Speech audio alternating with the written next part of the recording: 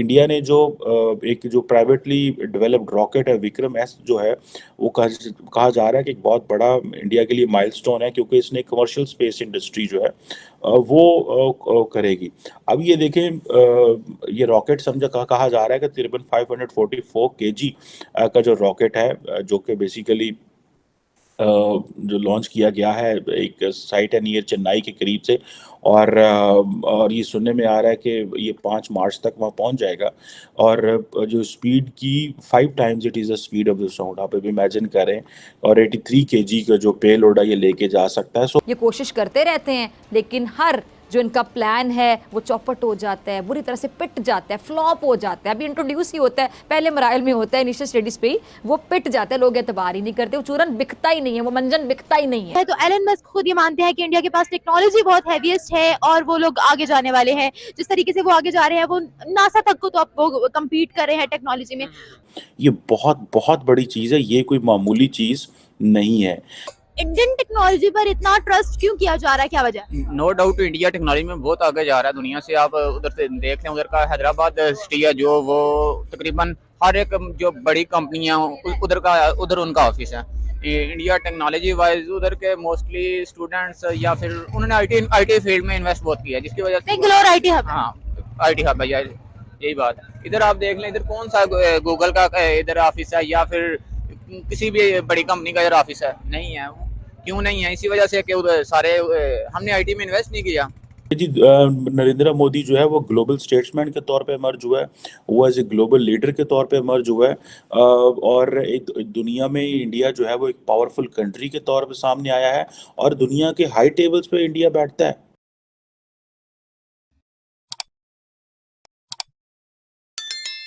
तो एक जो प्राइवेटली डेवलप्ड रॉकेट है विक्रम एस जो है वो कहा जा रहा है कि एक बहुत बड़ा इंडिया के लिए माइलस्टोन है, क्योंकि इसने कमर्शियल स्पेस इंडस्ट्री जो है वो करेगी।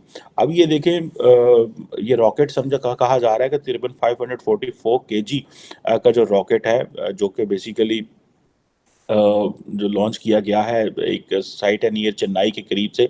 और ये सुनने में आ रहा है कि ये 5 मार्च तक वहाँ पहुँच जाएगा। और जो स्पीड की 5 times it is the speed of the sound, आप अभी इमेजिन करें। और 83 kg का जो पेलोड है ये लेके जा सकता है। सो अगर आप ये देखें कि they are making a lot of impact internationally. Go के लास्ट टाइम भी एक इंडिया ने जो है रॉकेट पाकिस्तान की तरफ छोड़ दिया था।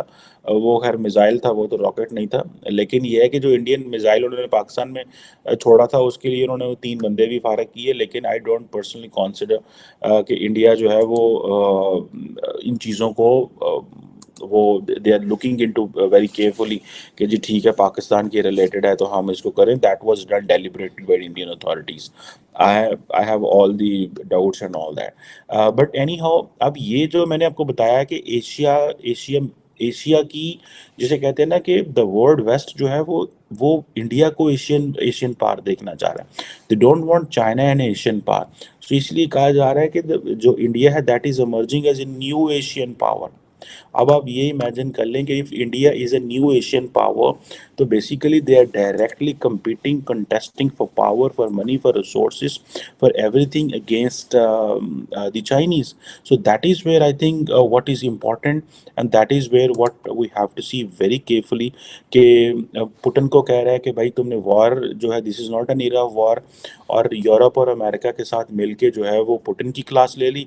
और पुतिन के और यूरोप और अमेरिका को ये भी कहा कि मैंने रशिया से तेल भी लेना है, बिकॉज मेरे लिए ये this is my national interest and I don't want to lose this. So ये आप इमेजिन कर लें दैट ये जो बेसिकली सारा आइडिया है किस तरह इंडियन सोसाइटी को भी ये एक्सेप्टेबल है, इंटरनेशनल कम्युनिटी को भी एक्सेप्टेबल है। सो मोदी का जो इमेज है इंटरनेशनली वो बहुत बहुत ऊपर चला गया। और that is where I think if Pakistan keeps looking कि व्हाट आर आवर कार्ड्स, हमारे कार्ड्स क्या हैं, हमारे पत्ते क्या हैं, अब हमने इंडिया से कैसे डील करना है। तो trust me, you Pakistan really need to work a lot, because क्या आप इंडिया के साथ इकोनॉमिकली डील करना चाहते हैं, क्या आप इंडिया के साथ जो है वो क्या उसे कहते हैं ग्लोबल इमेज में डील करना चाहते हैं। क्या पाकिस्तानी प्राइम मिनिस्टर का इतना इमेज है क्या हम इकोनॉमिकली डील कर सकते हैं? जब यूके के प्राइम मिनिस्टर या ऋषि सुनक से मिलेंगे तो सबसे पहले हम क्या करेंगे? शुक्रिया अदा करेंगे आपने फ्लड्स के लिए पैसे भेजे, शुक्रिया अदा करेंगे आपने एड भेजी, शुक्रिया अदा करेंगे but what he is talking कि मुझे 3000 बंदा चाहिए। अब देखें, ये नहीं है कि पाकिस्तान में कोई 3000 बंदा नहीं होगा, लेकिन हमारी गवर्नमेंट की जो टॉप प्रायोरिटी होती है जिधर जाते हैं ये क्लाइमेट एंड फंड के नाम पे और अब पैसा मांगना शुरू कर दिया है। पहले भी पैसा मांग रहे थे, अब जो क्लाइमेट और एनर्जी और ये इन चीज़ों के ऊपर वो पैसा मांग रहे हैं कॉन्टीन्यूसली। मुझे इस पे भी बड़ी सख्त तकलीफ होती है कि भाई आप लोग अपॉर्चुनिटीज तलाश करो। अगर क्लाइमेट का मसला इमर्ज हो ही गया है तो आप लोगों से बात ज़रूर करो, but that does not mean कि सिर्फ ये लोग के पैसा ले। बल्कि मैं आज ही एक रिपोर्ट देख रहा था कि पाकिस्तान के अंदर ये जो क्लाइमेट का हमने $30 बिलियन का जो एस्टिमेट लगा दिया, इस पे तो पास तो हमारे पास डाटा ही कोई नहीं है। लोकल लेवल का डाटा ही नहीं है, डिस्ट्रिक्ट लेवल, तहसील लेवल, यूनियन काउंसिल लेवल का डाटा नहीं है, और दुनिया को हमने जाके ये कह दिया विदाउट डाटा हम चीज़ें दुनिया को बता रहे हैं कि जी हमारा टोटल ऑलमोस्ट मेरा ख्याल लगता है कोई सानू लगता है कोई इन्ना को हो गया होना, मतलब सानू इंज लगता है जो जो है ना, मतलब पंजाबी में ज़ाहिर बात है लीडरशिप बैठ के मेरा ख्याल है सर इतना को लग गया होगा सर, देखें ना आप ये इतना को तो नुकसान हो गया होगा sir. So I think this is not how the Nations मतलब कोई तरक्की नहीं करती।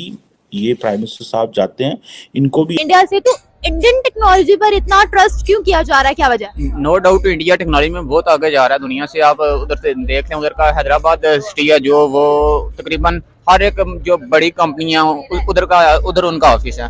ये इंडिया टेक्नोलॉजी वाइज उधर के मोस्टली स्टूडेंट्स या फिर उन्होंने आईटी फील्ड में इन्वेस्ट बहुत किया है, जिसकी वजह से बेंगलोर आईटी हब। हाँ आईटी हब है यार, यही बात है। इधर आप देख लें, इधर कौन सा गूगल का इधर ऑफिस है या फिर किसी भी बड़ी कंपनी का इधर ऑफिस है? नहीं है।